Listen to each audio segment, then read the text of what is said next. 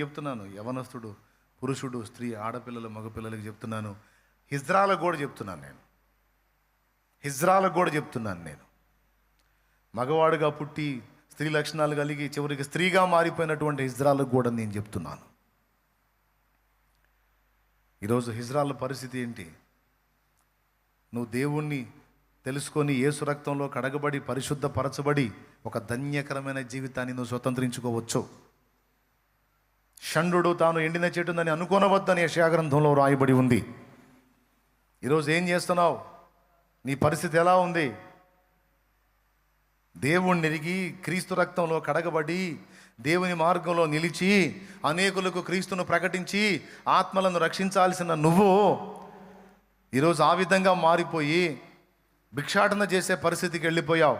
తప్పు లేదు, భిక్షం అడుక్కుంటే తప్పు లేదు, అడుక్కుంటాం తప్పని నేను అనట్లేదు. వాళ్ళకున్న బ్రతుకు తెరు, వేరే వృత్తి లేదు. ఒకరి చేత అజమాయిషి కిందికి వెళ్ళిపోయి లోకపు బానిస సంఖ్యలలోకి వెళ్ళిపోయి పగలు భిక్షాటం చేస్తూ రాత్రి వేళల్లో కొంతమంది విచ్చలవిడి జీవితంలో డబ్బు సంపాదించి బ్రతకాల్సినటువంటి పరిస్థితే నీకు అర్థం కావట్లేదు. ఎక్కడుండాల్సిన దానివి లేదా ఎక్కడుండాల్సినటువంటి స్థితిలో ఉన్న వ్యక్తివి ఎక్కడుంటున్నావు? ఏ స్థితిలో ఉంటున్నావు? ఏ గతి పట్టావు? ఎందుకు అలా అయిపోయావు? దేవుడు నిన్ను ప్రేమిస్తున్నాడు, ఇంకా ప్రేమిస్తూనే ఉన్నాడు. ఆయన వైపు తిరుగు. నువ్వు జీవించాల్సింది ఆ జీవితం కాదు, నువ్వు ఉండాల్సింది ఆ స్థితిలో కాదు. ఓకే, నువ్వు మారితే మారావు, నువ్వు అది నీ శరీర తత్వం అలాగ వచ్చేసింది, మారావు, డోంట్ వరీ. కానీ అలా మార్చబడిన వాళ్ళు కూడా ఈరోజు క్రీస్తు వైపుకు మారి ఆయన సేవ చేస్తా, ఆయన సువార్త ప్రకటిస్తా ఎన్నో ఆత్మల రక్షణ కొరకు వాడబడుతున్నారు,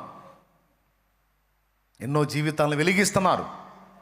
నువ్వెందుకు అలాంటి స్థితిలో ఉండకుండా శాపగ్రస్తమైన స్థితిలో ఉన్నావు? వేదనామయమైన స్థితిలో ఉన్నావు, చేయి చాపి యాచించే స్థితిలో ఉన్నావు, దేహమును పాపమునకు అప్పగించే స్థితిలో ఉన్నావు. ఎందుకలా? ఆ శాపం నుంచి నువ్వు విడుదల పొందడానికి ఇష్టపడట్లేదా? కొంతమంది తెలుసుకొని అందులో ఉండి ప్రభువుని తెలుసుకొని బయటకు వచ్చేసి ఈరోజు దేవుని కోసం బతుకుతున్నారు. దేవుణ్ణి నిరిగి అందులోకి పోయిన వాళ్ళు ఇంకెంత దారుణంగా ఉన్నారో ఒక్కసారి ఊహించండి. నీకు యేసయ్య రెక్కల నీడ కంటే అది బాగా అనిపించిందా? ఆనందిస్తున్నావా నిజంగానే అందులో? సంతోషంగా ఉన్నావా నిజంగానే అందులో? మరణం నిన్ను దర్శించిన నాడు, రేపు న్యాయపీఠం ముందు నిలబడిన నాడు ఏం చెప్తావు దేవునికి లెక్క? ఆలోచించుకో నువ్వే అని నేను హిజ్రాలుగా, దేవుని బిడ్డలుగా ఉండి హిజ్రాలుగా మారిపోయిన వాళ్ళకి, అలాగే హిజ్రాలుగా ఉండి క్రీస్తుని ఇప్పుడే తెలుసుకుంటున్న వారికి అందరికీ పిలుపునిస్తున్నాను. అంతకంటే మంచి జీవితం క్రీస్తులో ఉందిరా, అంతకంటే ఉత్తమమైన జీవితం క్రీస్తులో ఉందిరా. వద్దు ఆ పాపం వద్దు, ఆ లోకం వద్దు, ఆ ప్రపంచమే వద్దు.